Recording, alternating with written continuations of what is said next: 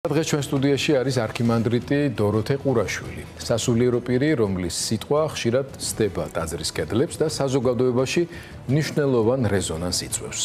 ის მართლმადიდებელი სამღვდელოების იმ ნაწილს ეკუთვნის, ვინც ეკლესიას არ განიხილავს მხოლოდ როგორც ლიტურგიულ სივრცეს, არამედ როგორც საზოგადოების სინდისსა და ხმას.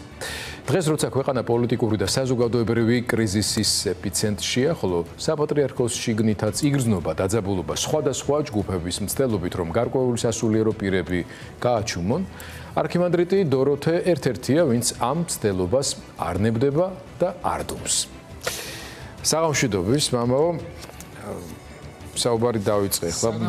მეკითხებოდით, მინდა დაგლოცოთ, მინდა მოგილოცოთ დაბადების დღე ამ ტელევიზიის და ჩემი დამოკიდებულება მინდა გითხრათ, რომ ძალიან დიდ საქმეს აკეთებთ და ერთადერთი სამწუხარო რაც არის, ის არის, რომ ძალიან მცირედით აკეთებთ ამ ყველაფერს, მაგრამ ღმერთი ამბობს, რომ მცირედ საზედაერთგული, დიდ საზედაერთგული იქნება და მე დიდ საქმეს აკეთებ და ამ დიდ საქმეს დიდი ფინანსები სჭირდება და ღმერთმა მოგცეთ, ღმერთმა შეგაძლებინოთ, რომ უფრო მეტად მოიპოვოთ ფინანსებიც და უფრო მეტად ემსახუროთ ერს, იმიტომ რომ ძალიან დიდ საქმეს აკეთებ. მამაო, ჩვენ რა თქმა უნდა, ჩვენს როლზე არც გადამეტებული წარმოდგენა გვაქვს, მაგრამ ზუსტად ის გვაძლებინებს და გვაკეთებინებს ამ საქმეს, რა მისია ამ მომენტში დაგვაკისრა ისტორიამ, ასე თქვა. ისევე როგორც არ არის ეს პირდაპირი პარალელი, თქვენ სწორად გამიგებთ და სხვა სასულიერო პირები, თქვენი თვირთი განსაკუთრებულია, რა თქმა უნდა, ნებისმიერ საზოგადოებაში, მაგრამ რაღაცით მაგონებს არსებული სიტუაცია და ის როლი, რომელშიც აღმოჩნდით. თქვენ მაგალითად, ან თუნდაც მე როგორც ჟურნალისტი. ვერ გეტყვით, რომ ძალიან კომფორტულად გრძნობ, როდესაც სუბიექტურად ასე მკაფიოდ ისმის ხოლმე ჩემი პოზიცია ამ მოქმედ რეჟიმთან მიმართებაში, ან ცალკეული ფიგურების შეფასებისას, იმიტომ რომ ჩემი და ჩემი კოლეგების პროფესიული მოვალეობა მაქსიმალური მიუკერძოებლობა და მედიის როლის, მედიის ფუნქციის რეალიზება. ისე როგორც სამღვდელო სასულიერო განსაკუთრებით თეთრი სამღვდელოების მთავარი მოვალეობა არის ლიტურგიის ასრულება, მრევლთან ურთიერთობა, რაღაც ამ მიმართულებით საკუთარი მისიის განხორციელება, მაგრამ დგება ხოლმე მომენტი, როდესაც დრო, ისტორია, სიტუაცია გაიძულებს გახვიდე ამ პროფესიული ჩარჩოდან, რატომ? იმიტომ რომ თვითონ ამ შენი პროფესიის ფუნდამენტური საყრდენი პრინციპები დგას თავისუფლებაზე. ანუ ჩემი პროფესია როგორც ჟურნალისტის უბრალოდ არ არსებობს არათავისუფალ საზოგადოებაში. ამიტომაც არის ხა ვიღაცები განსაკუთრებულ მადლობებს გვიხდიან და არაფერი სამადლობელი არ არის, იმიტომ რომ ვისაც ჟურნალისტობა უნდა და ვისაც უყვარს ეს პროფესია, მან იცის, რომ თუ თავისუფალი საზოგადოება არ გადავარჩინეთ, არ შევინარჩუნეთ, აქ უბრალოდ პროფესია ჟურნალისტი კვდება, კლავენ. თუმცა ჩვენ ამ შემთხვევაში კარგი გაგებით თავდაცვის რეჟიმშიც ვართ. თუმცა ვიქნებით ბედნიერები დღეს სახელდახელო შეხვედრაზე ერთმანეთს უთხარით ჩემმა კოლეგებმა, რომ ღმერთმა იმ დღეს მალე მოგვასწროს, როცა ჩვენ ყველანი ჩვენს პროფესიულ ჩარჩოში დავბრუნდებით. ეს არის ჩვენი მიზანი. თქვენთან მიმართებაში თქვენ თუ გაქვთ ეს შეგრძნება, იმიტომ რომ ამდენი წელი ხართ სასულიერო პირი, ბევრ ადგილას, ბევრი მისიით, მაგრამ ფართო საზოგადოება არ გიცნობდათ. ახლა უკვე ძალიან ბევრი გიცნობთ და გისმენთ, რაც თავარია. დღეს ისეთი დროა შეუძლებელია ჟურნალისტის სუფთად ჟურნალისტი რო იყოს. მარტო ჟურნალისტიკის ჩარჩოში ჩაჯდეს ეს მიუკერძოებლობას, რასაც ეძახით. დღეს შეუძლებელია ბერი ზუსტად ბეროვის იმაში ჩაჯდეს და კონკრეტულად არაინტერესებდეს ერში რა ხდება და უდაბნოში სადმე დაიმალოს. შეუძლებელია ეს, იმიტომ რომ ერში არის განგაში, ერში არის ძალიან მძიმე მდგომარეობა. ამიტომ ან ადამიანი არ უნდა იყოს, რომ დღეს ჟურნალისტობის ჩარჩოში ჩაჯდე და მარტო პროფესიულად რო შეხედო ამ ყველაფერს, მაშინ უნდა იყოს, რა ვიცი, ხელოვნური ინტელექტი ან რაღაცა ისა, იმიტომ რომ ჩვენ გვიწევს ამ საზოგადოებაში ცხოვრება. აი ჩვენი ცხოვრება როგორ იწყება, ეხლა ბერებზე ვიტყვი.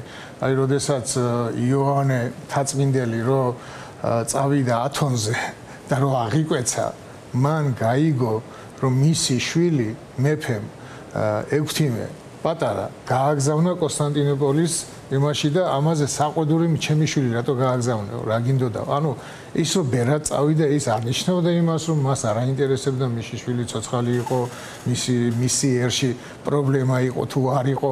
აი თორნიკე ერისთავ, მაგრამ შეძლო, რომ სუფთადბერობა შეძლო, არ მოუწია წამოსვლა იმიდან, იმიტომ რომ ეს ბერობა ნიშნავს იცით ჩვენ როცა მღვდლები ლოცულობთ, რომ ერში იყოს მშვიდობა, რომ ჩვენც მშვიდად ვიცხოვროთ.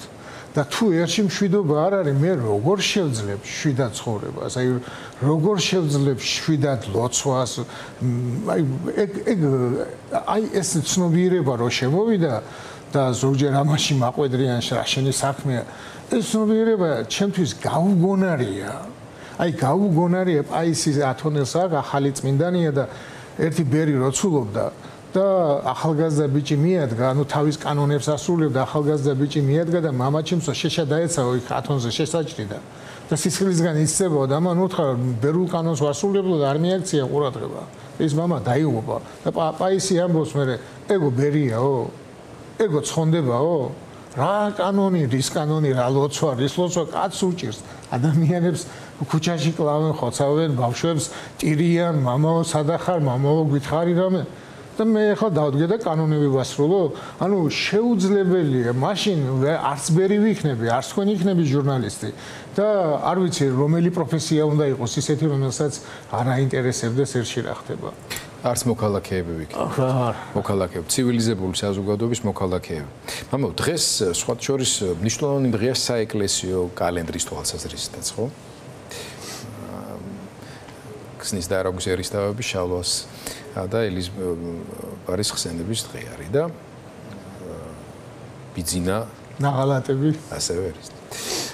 და წლების განმავლობაში თავად ამ თარიღის სპეკულაციურად გამოყენებაც ხდებოდა გარკვეული გაგებით. ახლაც არ მინდა რაღაცა ტიპის პიროვნული პარალელების გავლება, მაგრამ თავისთავად ამ ადამიანების საქციელი რის გამოც შემდეგ არა მარტო ერმა, არამედ ეკლესიამ გამოარჩია და ბოლოს და ბოლოს წმინდანებად შეერაცხა.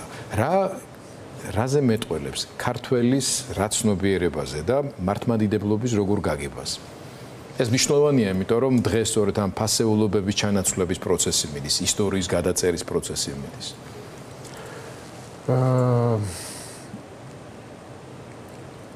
ის რომ ეკლესიის შეურაცხყოფა, მღვდლის შეურაცხყოფა, რომ ერის შეურაცხყოფა აი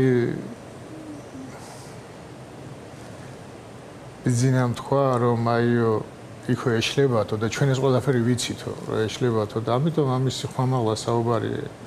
სიხმამაღლა ისაუბრეთ ნუგერიდებათო და მე გამოუშვეს კრეფსები. აი კრეფსების გამოშვება ჩათვალეს პრობლემად. გამოშვება კი არა, აი ადამიანებს რო დარაზმავ და აი მღვდლის რაღაცა მას ასმენინებ. თუნდაც აი სიბინძურეს. ეს ხო ეკლესიის შიდა საქმეა, რომელიც არ უნდა იყოს, მაგრამ აი შენ რო ამას აკეთებ, შენ რო ეს გაინტერესებს და მე ამას ხალხში გამოდებ, ეს აქ ბიძინამ დაანგრია ეკლესია. გააჩუმა ეკლესია. აი ყველა ხედავს რა გაუკეთეს, მაგრამ ვერ ამბობენ. ვერ ამბობენ და განსაკუთრებით ებრძოდა პატრიარხს და განსაკუთრებით რაც პატრიარხის მიმართებაში გაკეთდა მისი ხელისუფლების დროს აი ესეთი შეურაცხყოფა პატრიარქისთვის არავის არ მეუყენებია. და გახსოვთ თავიდან რომ მოვიდა მიშაზე ეუბნება ეს შენ ჩემზე მეტად გიყვარს, რაღაც შინაგანად გრძნობდა, რაღაცა უკმაყოფილებას გრძნობდა. ვერ იტანდა პატრიარქს. პატრიარქს უთხრა კიდევ ერთხელ წარმოგიდგენ ამას რომ პატრიარქს ეტყვი. პატრიარქი გახარებული იყო, ხატი გააკეთა, მოოქროვილი იმედის ხატი და დაპატიჟა და ეს იმედის ხატი, ეს მე რომ მომპარი მოქროთი გააკეთეო. აი ამას პატრიარქს ეტყვი კაცი, რომელმა საყდრისი ააფეთქე. საყდრისი აუფეთქე საქართველოს. ეს არის აი აი ეს რო თქვა ბიძინა მაშინ მე მივედი საპატრიარქოში ზღვადაშორის და უთხარი რომ წერილი დაწერეს და აიღეს და უთხარი რომ რატო აიღეთ მეთქი მე მინდა მეთქი დაწერა ხო და პატრიარქმა თქვა ვარაო არ დაწეროთო მაგის დრო ანუ ძალიან ბევრი ითმინა ძალიან მძიმე დღეებია გადატანილი ამ სიბერეში ძალიან მძიმე იმიტომ რომ ბიძინას ხელით ებრძოდა არა მარტო ბიძინა, არა მთელი რუსეთი. ანუ ოცნება აქაური და იქაური რუსეთი და აქაური რუსეთი, ანუ ყველა ერთად. ამისი გაძლება ძალიან მოხერხებულად შეძლო და მე ჯერა რომ ის მაინც ბოლოს გაიმარჯვებს.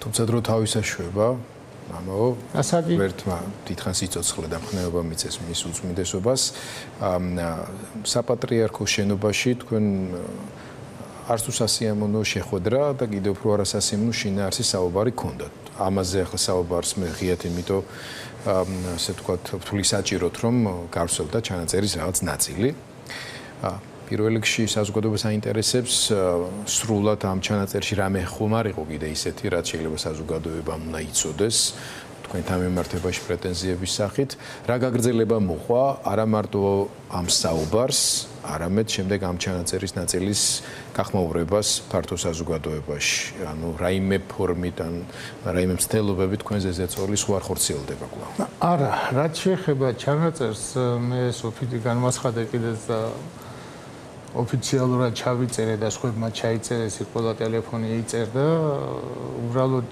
ჩემზე აიღეს ეჭვი და მე უთხარი მე არ მიმიცია ეს ნოდარისთვის უთხარი და საერთოდ რასაც ვამბობ იმას იმ რასაც ვაკეთებ იმას ვამბობ მაგრამ მე რომც მიმეცეს მაგის უფლება მქონდა იმიტომ რომ ეს არ იყო ფარული ჩანაწერი თუმცა მე არ მიმიცია და მე არ გამიჟღერებია, იმიტომ რომ მე იქ დაბარებით უფრო დაჟილი ვიყავი, ვიდრე იქიდან დაჟილი გამოვედი. ანუ დაბარება იყო დაჟჯა. არ შეიძლებოდა შეურაცხყოფა იყო ჩემი. პირველ რიგში, რომ ყურის ასაწევად რომ დაიბარებო. რაღაც დატოქსვის ხო, დატოქსვის შეუმდგარი, მაგრამ გავდა და იქ ჩემი ამონაწერები ჰქონდათ ჩემი ხადაგებებიდან და ყველა იყო დამახინჯებული. ანუ ცდილობა იყო რაღაც სხვანაირ და მე ესეთი სამაკ 10 წლის წინანდელი ნათქვამი ჩემი რომ მითხრა და ერთი სიტყვა რომ შეცვალონ ვიტყვი ჩემი ნათქვამი არ არის იმიტომ რომ მე რასაც ვამბობ ეს დასწავლილი კი არა მაქვს მე რაც ვარ იმას ვამბობ რაც აი მივიღე რაც მე გავიაზრე რაც ამიტომ სხვასო ჩასვამენ და იქ ახლა ისიც რო იყო მე იქ ჩანაწერში არ ჩანს მაგრამ მე მამაოს ვეუბნები მამა ანდრიას რომ მე ეს თქვენზე არ მithქვამს და პრობლემა ჰქონდათ ტვ პირველზე გავცილდა ანუ იქ ხადაგება არ იყო ეს მე გამოვედი ხალხს ვესაუბრებოდი და იქ რაღაცა ამოჭრილი ნაწილი გავცილდა სადაც მე ვამბობ რომ მე რო ხადაგება შემიძლია ესეთი რა ვიცი თავს არ ვიქებ მაგრამ ისე და ამაზე პრობლემა ჰქონდა და აი მე რატო ამბობო და მე იქვე ვამბობ რომ არიან სამღვდელოება რომლებსაც მე ვიცნობ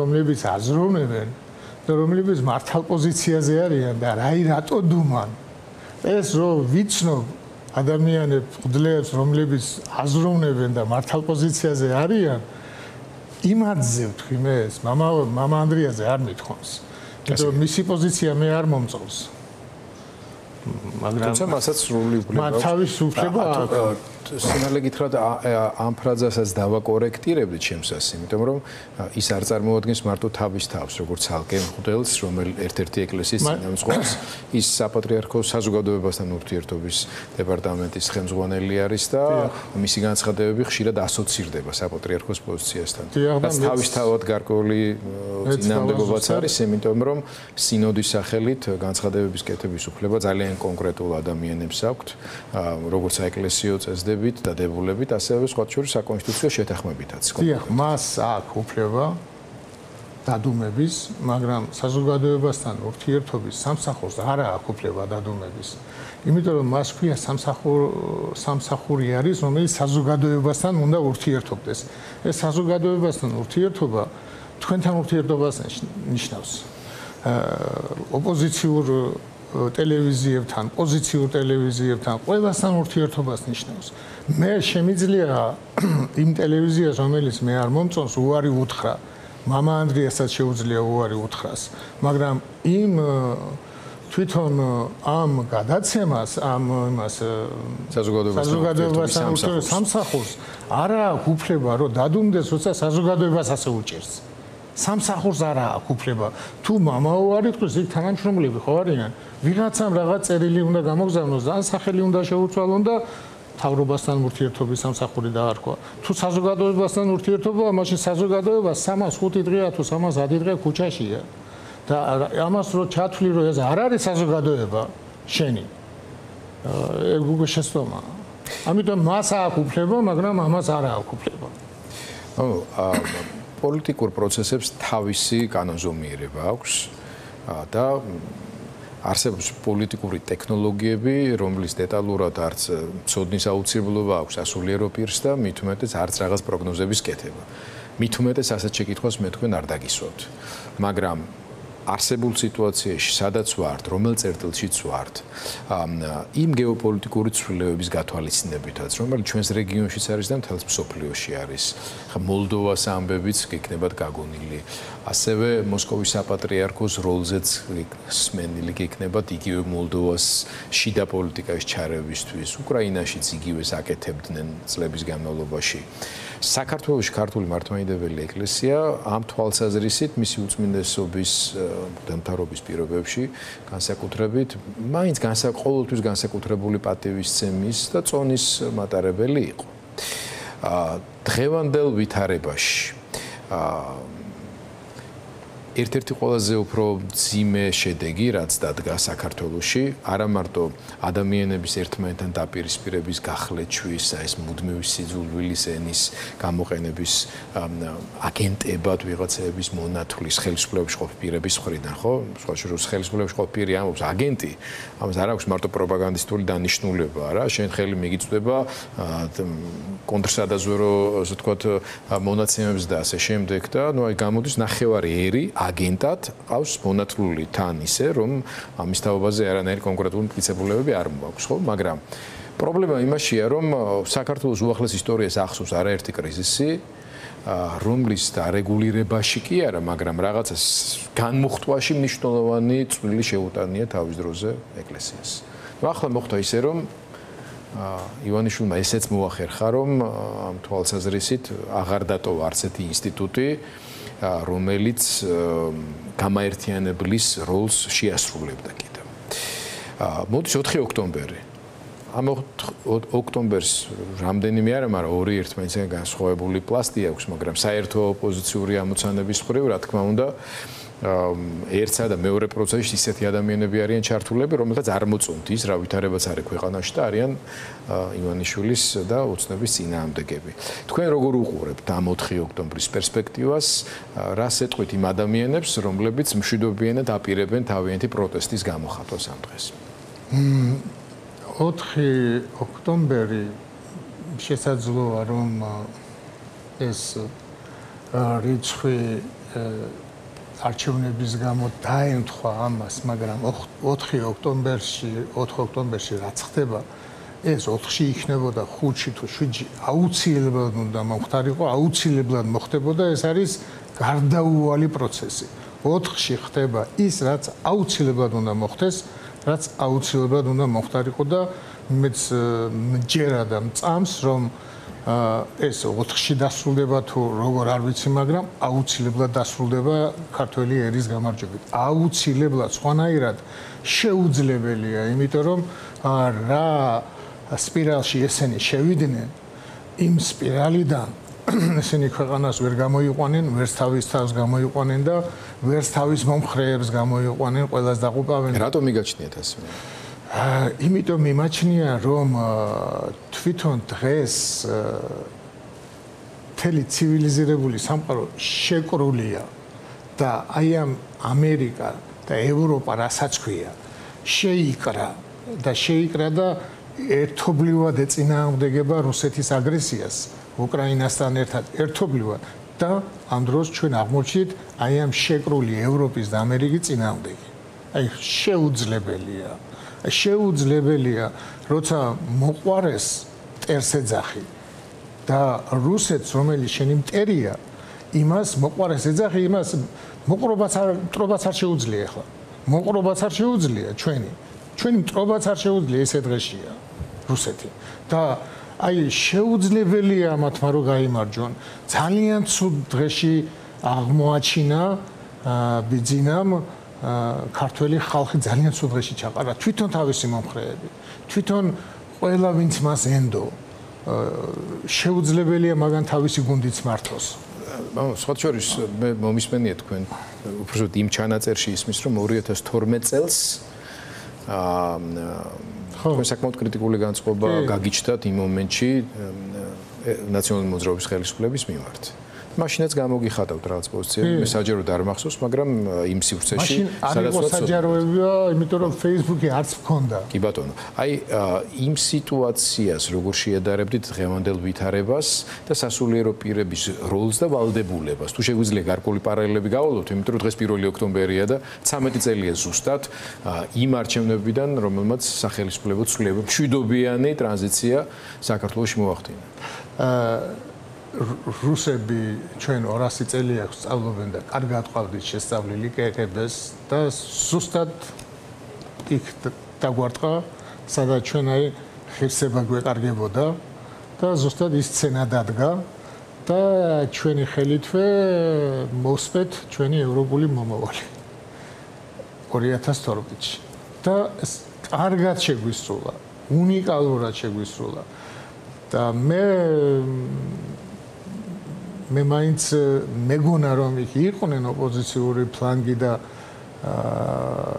აი პირველად უკვე ალასანია რომ მოსპეს ფაქტიურად იქიდან მქონდა უკვე დიდი ეჭვი რომ ეს ყველას მოსპოს მეთქი და ბოლოს ეგრეც მოხდა და აი დღეს ვიღაცის ახალგაზრდა რომ გამოდის იმაზე მეცინება რაღაცა შორჩორს ეს ფარული ჩანაწერები გავსი მოვლენები პირველივე წლებში მოხდა. ანუ ეს არ ყოფილა რომ წლები გავიდა და მე შეემჩნია ვიღაცას. ანუ ეგრევე დაიწყო, ანუ შიდა მის ქვევით მოწმენდის სამუშაოებში, ანუ გარეთ ოპოზიციასთან მიმართებაში კი არა, მის ყველაზე უფრო საზიზღარი მეთოდებით, საძულველი მეთოდებით თავის შიგნით მისაღწევი ამოცანებისთვის მოქმედებდა ეს რეჟიმი ყოველთვის და რაგვარის თქვენ ახსენეთ და მასთან დაკავშირებული და მასთან დაკავშირებული ფიგურებისა და პირების ისტორიები არის ამის მაგალითი. ბევრ შეიძლება აღარ ახსოვს. კი, ყოველთვის და რა არის, იცით, ამდენს ვერ გახაჩავდა, აი ვერც ერთი მთავრობა ვერ გახაჩავდა 300 დღიან პროტესტს ვერ გაუძლებდა, ახლა მიშა უძლებდა ერთ კვირიანს და რაღაცა და ძლივს გადალახავდა და იმაზეც მე შენიშვნები მოდიოდა ევროპიდან და რაღაც ამათვის ხო შენიშვნას მნიშვნელობა არ აქვს და ეს რო არ იდგეს იმ რუსულ აგენტურის პლაცდარმზე ამას ბიძინა კი არა ვერავინ ვერ შეძლებდა ვერც ის ფული შეძლებდა მაგრამ რუსეთს რაც ხალხი ყავდა საქართველოში ის ყველა გამოიყენა ბიძინამ და იმით ხაჩავს მაგრამ ისინი ძალიან ცოტა არიან დღეს იმიტომ რომ ძალიან თავისუფალი ახალგაზრდობა მოგვიწოდა. აი ზუსტად ჩვენი საუბრის ბოლოს მინდოდა რომ ამ თემას შევხედოთ. ერთი შეხედვით მართლა ძალიან მძიმე სიტუაცია. აი წყვარამი არის. ღირებულებითი მორალური, პოლიტიკური კრიზისის მაჩვენებელი. პოლიტიკური პარტიები თავიანთ როლს ვერ ასრულებენ. სუბიექტური, ობიექტური მიზეზების გამო სუბიექტური ის არის რომ მათი უმრავლესობა რომ ციხეშია გაუმწყვდეული. არ შემიძლია არ ვახსენო აი გელა ხასაია როგორც პოლიტიკოს ვერც აღვიქვა ასე და საზოგადოებაც მას იცნობს როგორც აქტივის ახალგაზრდა ბიჭს რომელზეც ისტორია გვაქვს გაკეთებული დროების ადამიანში მე პირადად დამშვიდობლო ვერ უყურე ამას და ძალზე იმოქმედა გელას მიერ მოთხრობილმა ამბავმა მის თავზე გალში აფხაზეთში მისი ოჯახის ისტორიაზე და აი ამ ბიჭსადმე ასეთი დამოკიდებულება ყველაფერთან ერთად უსამართლობასთან ერთად არის უაღრესად მორალური ფსკერია მართლაც, რომელიც შეიძლება დამართოს საკუთარ თავს ნებისმიერმა, რომელიც საკუთარ თავს ხელისუფლებასთან ასოცირებას ახდენს. მაგრამ ეს ახალგაზრდები ამავე დროს ძალიან დიდი იმედის საფუძვლები არიან ამ ქვეყნის. აი თქვენ როგორი მოლოდინი გაქვთ, ან რა პრეცედენტები, რა ისტორიული, სულიერი თვალით როცა ადევნებთ თვალს, აი ამ მასშტაბის და სიღრმის კრიზისის შემდეგ, ამას რო გადაალახავთ ჩვენი ქვეყანა და ჩვენი ერი. რა პერსპექტივას ხედავთ ამის წინ? როგორც სულიერი, ასევე პოლიტიკური, ასევე თუნდაც ევროპასთან და ცივილიზებულ სამყაროსთან ჩვენი ინტეგრაციის კუთხით. და ახალგაზრდობის როლი როგორი იქნება? აი ცივილიზაციასთან ჩვენი ინტეგრაციის კუთხით ჩვენ უკვე